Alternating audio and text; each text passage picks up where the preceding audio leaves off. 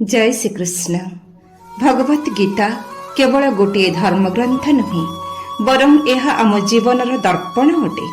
भगवत guitar दि जाइथिबा विचार सब केवल आध्यात्मिक दृष्टि आमको सशक्त करे ताहा नुहे बरं आम जीवन रे आसुथिबा समस्त संकट रे धैर्यर सह लड़िबा पई आम भितरे प्रेरणा भरी दिए। श्रीमद् भगवत गीता एपरी एक ग्रंथ जहा छात्र मानंको पादे पादे प्रेरणा देइथाय।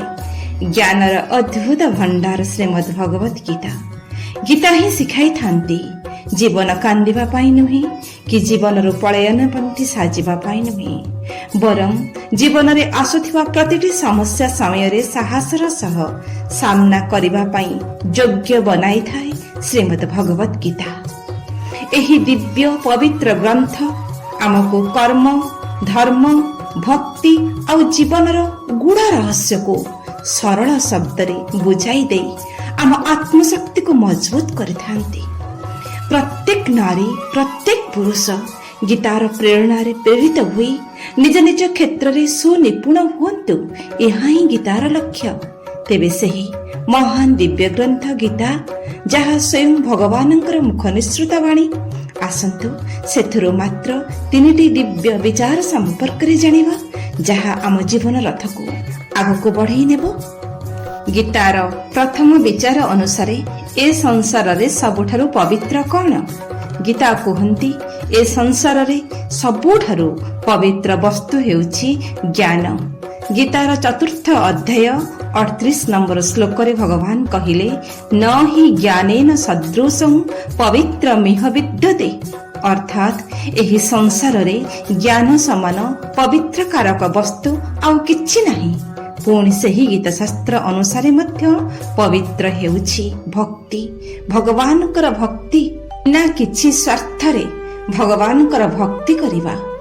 पुणी पवित्र हेउछि भगवान को निज भितरे आउ समस्तंक भितरे आत्मा भावरे अनुभव करिबा। आहुरी मध्य निज पाई निर्धारित होइथिबा कर्तव्य को ठीक भावरे करिबा आउ कर्म कला बेले फल आशा न रखिबा। समर्पण भावना नै कर्म करिबा हेउछि सबुठारु पवित्र आउ दिव्य। पुराण अनुसारे सुंदर उदाहरण देउछि आपण माने जानि परिबे प्रकृत कर्तव्य कौन। जणे बड़ तपस्वी थांती तांको ना जायजळी सेही देशरे मध्य थांती आउ जणे सिद्ध महात्मा तांको ना तुलाधार।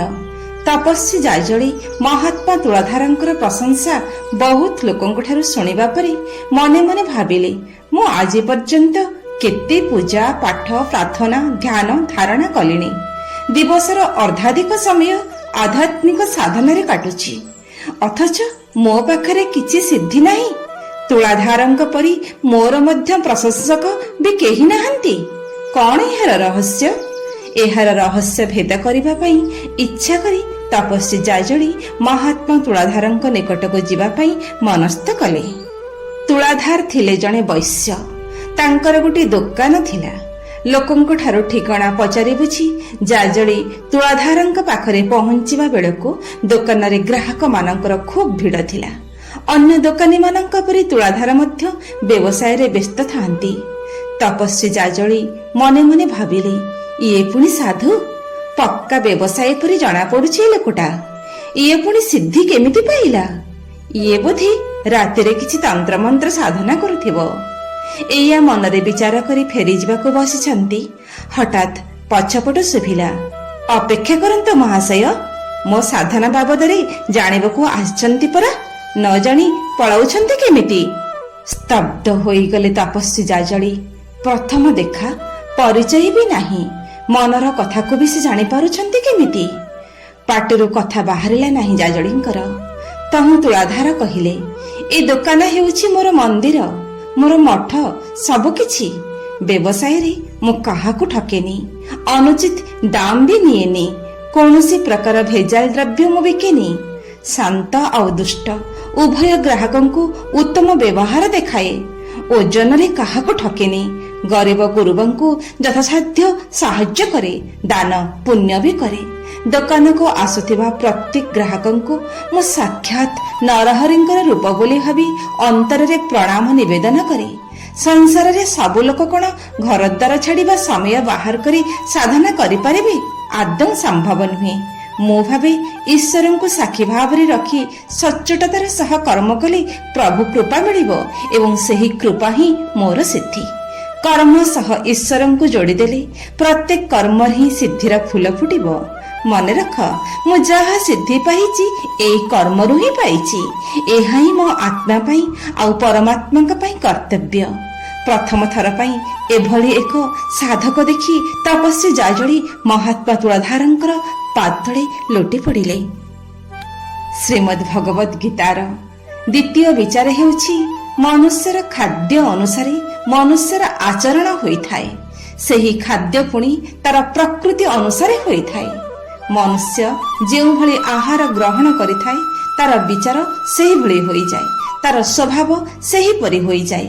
ଅସତ୍ ଉପାୟରେ ଅର୍ଜିତ ଧନ ମାଧ୍ୟମରେ ଆମେ ଯେଉଁ ଆହାର ଗ୍ରହଣ କରୁ ତାହା ଆମ ମନ ଭିତରେ ପାପ ଭାବନା ସୃଷ୍ଟି କରେ, ମନକୁ ବିକାରଗ୍ରସ୍ତ କରେ, ଭୁଲ କର୍ମ କରିବାକୁ ପ୍ରେରଣା ଦିଏ।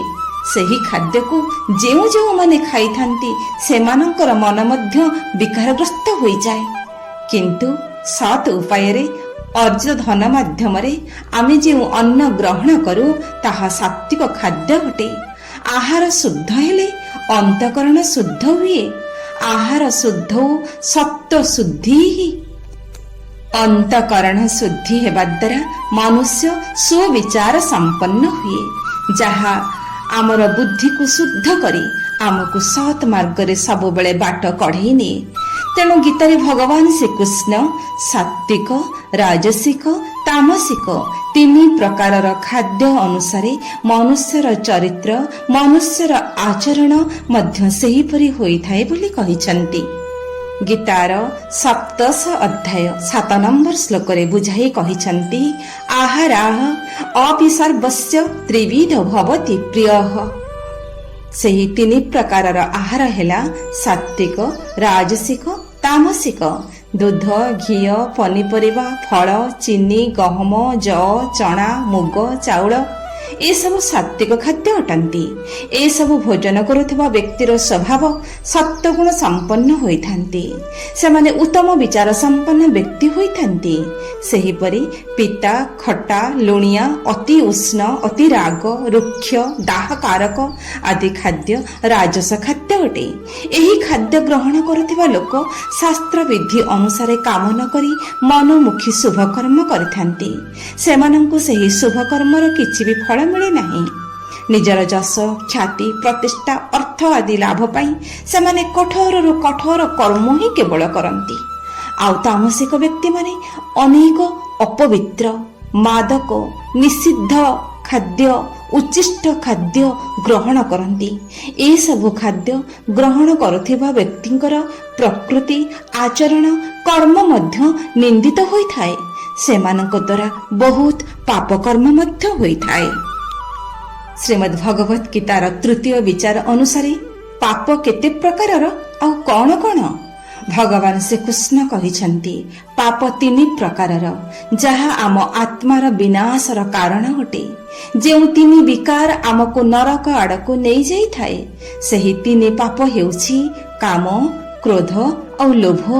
ଗୀତାର 16 ଅଧ୍ୟାୟ 21 ନମ୍ବର ଶ୍ଲୋକରେ ଭଗବାନ ଶ୍ରୀକୃଷ୍ଣ ଆସୁରୀ ସ୍ୱଭାବ ବ୍ୟକ୍ତି ମାନଙ୍କର 3 ପ୍ରକାରର ଦୋଷ ଚିହ୍ନାଇ ଦେବାକୁ ଯାଇ କହିଛନ୍ତି, ତ୍ରିବିଧମ୍ ନରକସ୍ୟ ଇଦମ୍ ଦ୍ୱାରମ୍ ନାଶନମ୍ ଆତ୍ମନଃ କାମଃ, କ୍ରୋଧଃ ତଥା ଲୋଭଃ ତସ୍ମାତ୍ ଏତତ୍ ତ୍ରୟମ୍ ତ୍ୟଜେତ୍।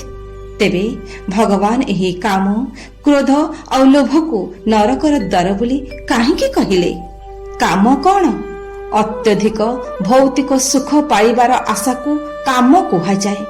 ଯେଉଁ ସୁଖ କ୍ଷଣିକ ଅଟେ, ସ୍ଥାୟୀ ନୁହେଁ, ସେହି ସୁଖ ପାଇବା ପାଇଁ ମନୁଷ୍ୟଟି ଚୋରି କରେ, ବ୍ୟଭିଚାର କରେ, ଅଭକ୍ଷ୍ୟ ଭୋଜନ କରେ, ଏହି ପ୍ରକାରେ ନାନା ପ୍ରକାର ପାପ କରେ। ଯେତେବେଳେ ମନ ଚାହୁଁଥିବା ବସ୍ତୁ ମିଳେ ନାହିଁ ବା ମନର ବିପରୀତ ଇଚ୍ଛାର ବିପରୀତ କିଛି ଘଟେ, ସେତେବେଳେ ବ୍ୟକ୍ତି ଉତ୍ତେଜିତ ହୋଇଯାଏ, ଯାହାର ନାମ କ୍ରୋଧ।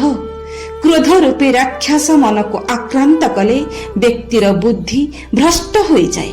କ୍ଷଣିକରି ସେ ଭୁଲିଯାଏ ପାପ ଆଉ ପୁଣ୍ୟକୁ, ଉଚିତ ଆଉ ଅନୁଚିତକୁ। ହିଂସା ପ୍ରତିହିଂସା ଆଦି ମନକୁ ଚାଲି ଆସେ। ତେଣୁ ସେ ପାପ କରେ। ପୁଣି ଲୋଭ ବା ଲାଲଚ ବା ସ୍ୱାର୍ଥ ଯାହା ମନକୁ ଆକ୍ରାନ୍ତ କରେ, ସେମାନେ କେବଳ ଉଚିତ ହେଉ ବା ଅନୁଚିତ ହେଉ କୌଣସି ଉପାୟରେ ବି ଧନ କମାଇବାରେ ଲାଗି ପଡ଼ନ୍ତି। ଏହି କାରଣରୁ ସେମାନଙ୍କ ଦ୍ୱାରା ମିଥ୍ୟା, କପଟ, ଚୋରି ଆଉ ବିଶ୍ୱାସଘାତକତା ଆଦି ବଡ଼ ବଡ଼ ପାପ ହୋଇଯାଏ। ଏହି ଲୋଭ ଯୋଗୁଁ ମନରେ ଅଶାନ୍ତି ବଢ଼ିଯାଏ, ଅପରାଧର ପ୍ରବୃତ୍ତି ବଢ଼ିଯାଏ। ତେଣୁ ଏହି ତିନିଟିକୁ ନରକର ଦ୍ୱାର ବୋଲି ଭଗବାନ ଶ୍ରୀକୃଷ୍ଣ ଅର୍ଜୁନଙ୍କ ମାଧ୍ୟମରେ ଆମରି ମାନଙ୍କ ପାଇଁ କହିଯାଇଛନ୍ତି। ପୁଣି ବି କହିଛନ୍ତି, ଯେଉଁ ମନୁଷ୍ୟ ଏହି ତିନିଟି ନରକର ଦ୍ୱାରରୁ ନିଜକୁ ମୁକ୍ତ ରଖେ, ସେହି ପୁରୁଷ ନିଜର କଲ୍ୟାଣ କରେ। ଏହି ପୁରୁଷ ପରମ ଗତି ପାଏ। ଏହି ପୁରୁଷ ହିଁ ମୋତେ ପାଏ। ଏତେ ହି ବିମୁକ୍ତ କୌନ୍ତେୟ ତମ ଦ୍ୱାରେ ହି ତ୍ରିଭିଃ ନରଃ ଆଚରତି ଆତ୍ମନଃ ଶ୍ରେୟସ୍ତତୋ ଜାତି ପରମ ଗତିମ୍। ହଁ ଦିବ୍ୟ ଆତ୍ମନ, ପରମାତ୍ମାଙ୍କୁ ପାଇଗଲା ପରେ ଆଉ କଣ ବା ଆବଶ୍ୟକ ଆମର? ସବୁଥିରେ ସିଦ୍ଧି, ସବୁଥିରେ କଲ୍ୟାଣ। ତେଣୁ ଗୀତାର ଉପଦେଶ ଅନୁସାରେ ସେହି କର୍ମ କରି ଯାହା ଭଗବାନ ଆମ ପାଇଁ ନିର୍ଦ୍ଦିଷ୍ଟ କରିଛନ୍ତି, ସେହି କର୍ମ କରି ପ୍ରତ୍ୟେକ କର୍ମରେ ଈଶ୍ୱରୀୟ ଚେତନା ସଂଯୁକ୍ତ କରିଦେଲେ ପରିଣତି ଅତି ଚମତ୍କାର ହେବ। ଏହା ହିଁ ତ ବାସ୍ତବ ସୁଖ। ଜୟ ଶ୍ରୀକୃଷ୍ଣ।